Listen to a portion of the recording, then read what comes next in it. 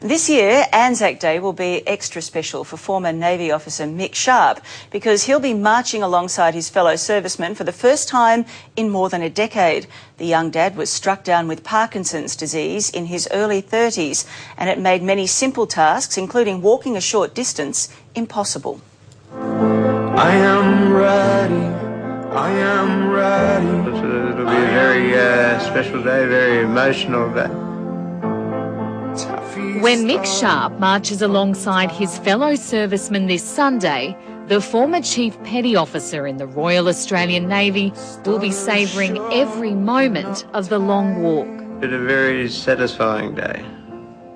A walk of honour this young dad feared he would never make again after being diagnosed with Parkinson's disease 10 years ago. Was that hard not joining your mates? It was very hard not joining. What does it feel like? Stressful. It's hard to comprehend and even harder to watch.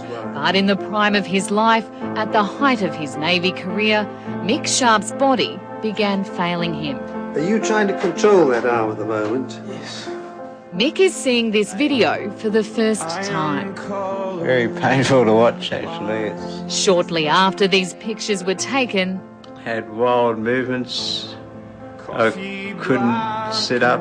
he was discharged from the Navy. The only way I could keep still was sitting on the floor on my hands and knees with my head on. At the time, medical staff mistakenly diagnosed this very sick sailor with a psychiatric disorder.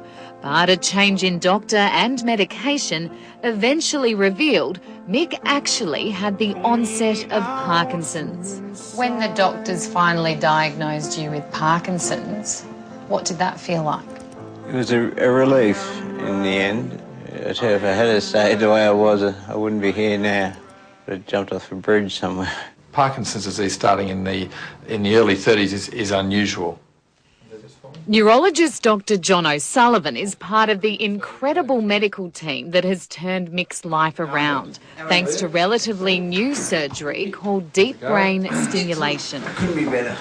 Another genius in that team is Professor Peter Silburn, who hit the headlines last week after the miraculous recovery of celebrity Parkinson victim John Strop Cornell. I've never had a headache in my life. I felt sorry for him because I'd know where he'd been, but I also felt quite glad for him because I'd know where he's going. Just like Strop's family, Mick's wife Judy and daughter Caitlin can hardly believe the immediate changes. What are the dramatic improvements you've seen in him? He can do everything normally. When it works well, it provides a very, very rewarding change for these patients. A probe inserts an electrode into the brain. The electrode is then attached to a stimulator placed in the chest. This is Mick during the surgery. Incredibly, patients need to be awake. But I had to put my faith in the doctor, which I did in the hugest way possible. This was Mick the night before his brain operation. 3 months on, he's joined a gym, and rain, hail or shine, he's walking distances of up to 10 kilometres from his South Brisbane home. So now you're like Forrest Gump. A lot of friends have actually referred to me as that, so yeah. Prior to his operation, Mick was presented with a medal for serving his country. However, his trembling body took over and the Prime Minister himself had to steady him for this photograph. So you've been manhandled by the Prime Minister? I have been manhandled by the Prime Minister, yes. This Anzac Day, Mick will proudly dress himself unassisted and march unaided through the crowd. All the while, another Aussie serviceman will be saluting him a world away in the United Kingdom. It could have happened to any of us. In true Anzac spirit, when Philip Lancaster discovered his Navy buddy couldn't afford to pay for part of the expensive surgery, he didn't hesitate to send over the money. You don't even give it a thought. It's your bigger family, if you like.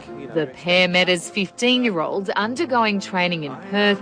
20 years on, the bond is unbreakable. The friendships we made back then, will last a lifetime.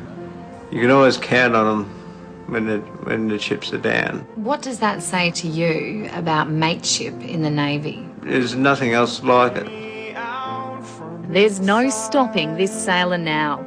Mick has recently applied to be in the Navy Reserves, and next Anzac Day he plans to tackle the Kokoda track to raise money so another Parkinson's sufferer can afford to have the surgery.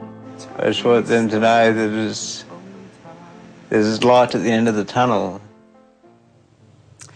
Just in awe of those surgeons. Mick and his Navy buddies plan to tackle the Kokoda track Anzac Day next year. We'll keep you posted of those plans, and obviously we wish him all the best with his march on Sunday.